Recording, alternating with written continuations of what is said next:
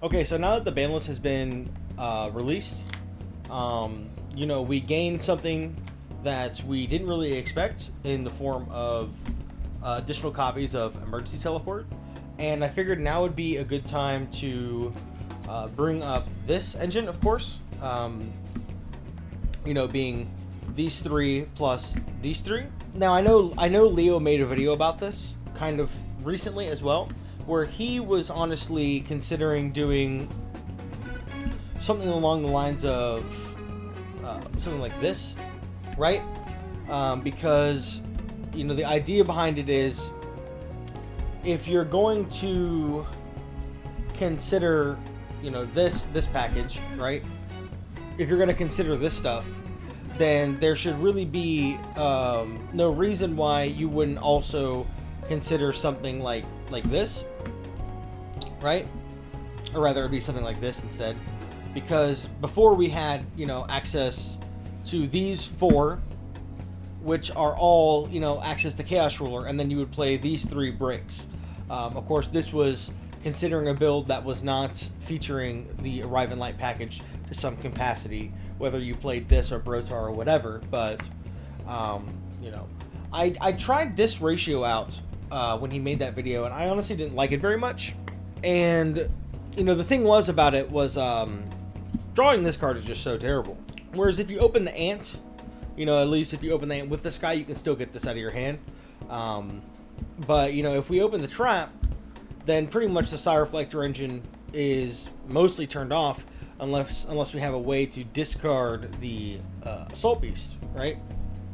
So, but of course, the plus side being to playing it is, as soon as one of these three resolve, then it's 2 Garnets immediately out of your deck, because effectively the Reflector will search you 2 cards. It will thin 2 cards out of your deck, right? And then we still have like the Dawnwalker to draw into off of our Librarian plays. Right, so that was the original theory behind an engine that was something like this, right? These 4 with these 3. I was testing some last night. I played maybe about 3 or 4 matches. I think it was more like 9 or 10 games. We didn't really keep count. We were just kind of going, just throwing stuff at the wall. And I revisited the engine, right? So, I mean, if you've seen my videos before, you know that I like to include the Arrive in Light stuff in my deck list, because I like this package. I like what this offers. It can give you more consistent end boards, in my opinion. Not like overall consistency to like getting to the end boards by playing these, because obviously these are like 3 quote-unquote Garnets, but like the end board that you make is more consistent than a build that would more or less go into Librarian and then just try to see where that takes you, right? But what I did was I cut the Arrive in Light package, and I considered, okay, so we'll go with this, right? We'll take those out, and we'll add in this in place of it, right? Because it's like 3 Garnets for 3 Garnets, right? And then we add 3 really powerful spell cards. In the first list that I tested, the first match we played, I just maxed out on this guy and just played this as well. Now, whenever I opened a hand with Teleport or with 1-for-1, it was insane, of course, because that's like the whole point.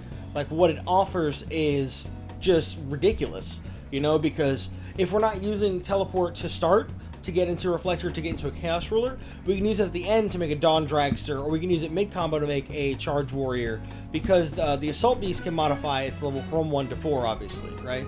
So you can also make 9 with this, right? You can make Shen Shen. You can make this guy an 8, and you can make Shen Shen with this as well. So obviously, the main draw of this was the flexibility that comes along with playing this, and it can be quite powerful, and also especially whenever you're playing this engine, it makes you want to go into Librarian more, because you've removed these 2 cards out of your deck. So now we're going to draw into Crows and Doppels and Synchro Overtakes and stuff, right? Or even this guy. That was my idea, right? Was we can even draw into this guy. But through playing more and more games with it, with all of these in the deck, I found a lot of just unfortunate stuff would end up happening, right? So, and I think this is the main problem with playing both, to be honest. This first point is, so in lines where I would go with the Ascator, when I would start with this, and then I'd make a ruler, I would just mill these cards, right? I would just mill a combination of these cards. And then it's like, all right, well, now the powerful spells in my deck are, you know, they're mostly dead. It's not nearly as good as it once was. So, you know, of course, naturally, that was some confliction that lied with playing both engines, because, you know, if we're rulering before getting this stuff out of the deck, then it pretty much is just running a very high risk of it being unplayable. It's quite similar to Arriving Light, right? If we ruler before doing this, then there's a good chance we might just shut off the engine, right? But it's a lot nicer, of course, even when we're playing something more like this, to be able to get ruler out before we do this, so we can get the mill, so we can try to dig for Doppel. But, you know, it's the risk reward that comes along with playing, you know, Ascator, honestly, with either of this sets of cards, right? So I took a step back, and in the testing, I took a step back, and I ended up just cutting this, right? I was like, okay, well, let's just try without it. Let's just isolate this stuff and see, like how good is it? How good is it, honestly, on its own, right? And then the more I looked at the list, of course, I wasn't playing Arrive. Like I said, I wasn't playing Arrive through any of this either. The more I looked at the list, I was like, okay, well, now maybe we can consider this guy, right? Because this guy effectively can be like a glow up bulb for us, and it seems a lot more realistic to be able to get this off now that we have double teleport and 1-for-1. Because before, it's like, all right, well, you want to use these to get the reflector, so you can, you know, potentially get this stuff out of your deck, right? So it's just done. It's no longer needed to be accounted for. And also, you know, when in playing this card, when we do go for reflector, we can mill this off ruler, or we can draw the other spells off librarian and use this as an extender. Of course, it being level 1 and the fact that it comes back is, you know, can be quite crucial, of course, for your sequencing.